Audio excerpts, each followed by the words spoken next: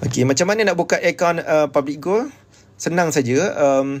Kalau tuan-puan adalah follower saya, tuan-puan pergi dekat bio tu, klik, jangan risau, link tu selamat. Okey, klik je register. Kalau tuan-puan follower kepada dealer-dealer yang lain, pergi dekat contact dealer, dia akan bantu tuan-puan untuk register.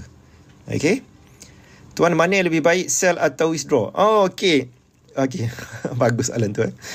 Sell atau withdraw? Okey. Sell ni maksudnya tuan-puan jual emas, nanti Public Gold bayar ke akaun tuan-puan dalam masa 2 hari atau 3 hari bekerja. Kalau akaun Maybank, dalam 2 hari bekerja. Akaun selain daripada Maybank, 3 hari bekerja.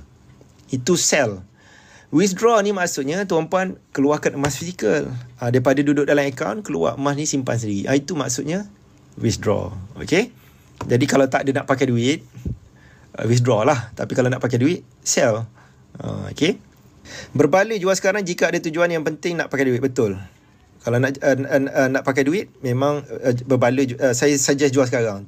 Tapi saya tak pasti sama ada besok harga emas naik ke minggu depan, saya tak pasti. Macam mana nak simpan banyak-banyak ni dengan selamat? Okey. Dia macam ni, Puan Siti.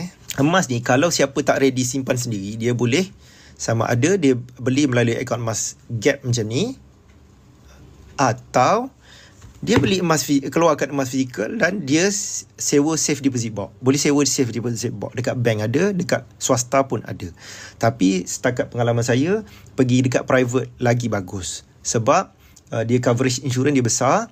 Dia buka office hour dia ni panjang. Kalau bank, dia ikut bank hours. Kalau private hujung minggu pun dia buka. Ada yang hari raya pun dia buka. Okay. Jadi sewa safe deposit box paling baik lah. Okay. Berapa banyak yang patut, yang sesuai simpan dekat rumah, dia terpulang masing-masing tuan-puan. Satu, bergantung kepada tahap keselamatan tempat tuan-puan lah.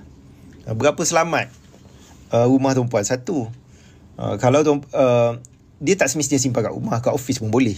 Okay. Berapa selamat tempat tuan-puan lah. Kalau duduk rumah yang ada security penuh, 3 layer security, tak ada kes pecah rumah lah apa semua, itu sesuai lah. Tapi kalau memang selalu kes pecah rumah, dekat rumah ada maid apa semua, itu tak sesuai. Nak rasa sesuai ke tak sesuai, cuba macam ni tuan-puan. Emas tu ada kat rumah, tuan-puan rasa lena tak tidur malam. Dan yang kedua, rasa senang hati tak nak tinggalkan rumah balik kampung, emas tu ada kat rumah. Kalau rasa tak lena tidur, kalau rasa tak senang hati, maksudnya tuan-puan tak sesuai simpan emas tu dekat rumah, ataupun jumlah yang tuan-puan simpan kat rumah tu terlalu besar. Okey. Kalau yang macam tu, kena sewa safe deposit box.